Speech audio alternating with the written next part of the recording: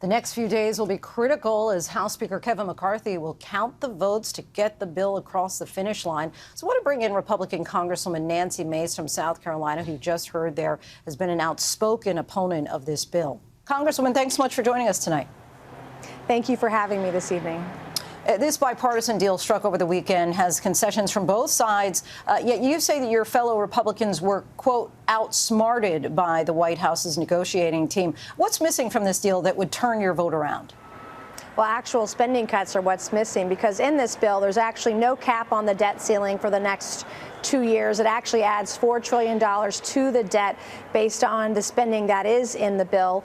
And the other thing is that they are saying the clawbacks, the rescissions, getting unspent COVID funds from the state, that's a cut. That's not a cut. That's not what the American people are asking for. 63% of Americans want to see the federal government be more responsible with the money that it spends. They want to see spending cuts, and this bill does not do it. What kind of cuts would you like to see? Well, any kind of spending cuts at this point, we need to go back to pre-COVID levels. We saw record spending, emergency spending, upwards of 40% or $2 trillion over the last 2019 to 2023. We're averaging about $6 trillion a year in spending. We need to go back to pre-COVID levels, which is about $4.5 trillion. We need to show the American people that we will spend what we bring in. That's what I'm trying to teach my teenage kids, to live within your means. The federal government should do the same. You're part of a growing coalition of Republicans who have publicly stated that you will not support this deal as is. Economists, as you well know, predict dire consequences globally if the U.S. doesn't pass this bill. Are you willing to let the nation go into default? We're not going to go into default. That is just a scare tactic by the left. We have enough revenue coming in to cover our interest on the debt. That's not what's at stake here. If we were to not pass this bill, and I think this bill passes tomorrow, but if that were to happen, if we were to not pass the bill, we would just have to prioritize our spending by putting priority, obviously, on the interest on the debt, and maybe not pay for a few wasteful programs. I mean, that's how this works. We don't need to get the economy. We don't need to, really scare people or use that as a scare tactic, because that's not what's going to happen. Is it a scare tactic from the left? I mean, Janet Yellen has said very clearly that as of June 5th, we'd run out of money, that we wouldn't be able to pay our bills.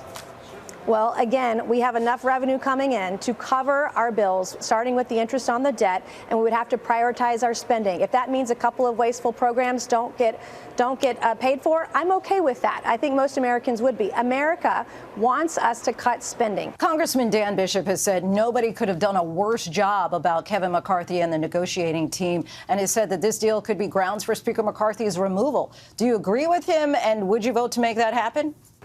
Calls for removal are premature at this juncture, but I'll just say this. I've been up here 2.5 years. This is one of the worst bills I've ever seen. Things that we were told as members from leadership ended up not being true.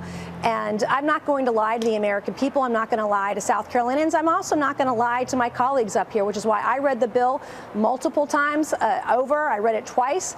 And some of it, I couldn't believe the fine print. I said, you've got to be kidding me. I want to switch gears for a moment. You serve in a swing district, and on certain issues you push back against your party and have called some stances too extreme, specifically on abortion rights and gun control legislation. You've said that your party will lose seats with extreme abortion bans and lack of progress on gun control measures. What are you doing to try to convince fellow Republicans to move to the center of these issues?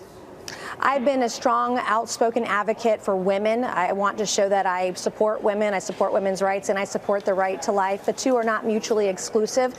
I have multiple pieces of legislation that address the rape kit backlog that we have today. I've got multiple bills addressing adoption services, foster care, child care, birth control, etc. We need to show that we care about women if we want to get serious about winning in 2024. When it comes to violence, unfortunately, South Carolina is no stranger to mass shootings. In fact, my kids and I were near a mass shooting a few weeks ago. I'm a pro-2A advocate. I have 7 guns. I carry one with me because of the threats I receive as a member of Congress. But I also know that we can do things like strengthen our background checks, have an Amber Alert system. So if you're near a mass shooting, you can be forewarned, maybe not to leave the premises or to take cover wherever you are. There are a lot of middle ground, common sense measures, whether we're talking about violence or we're talking about women's issues, where we can find that middle ground. Congresswoman Nancy Mace, always appreciate your time. Thanks for joining us tonight. Thank you. Hi, everyone. George Stephanopoulos here. Thanks for checking out the ABC News YouTube channel. If you'd like to get more videos, show highlights, and watch live event coverage, click on the right over here to subscribe to our channel. And don't forget to download the ABC News app for breaking news alerts. Thanks for watching.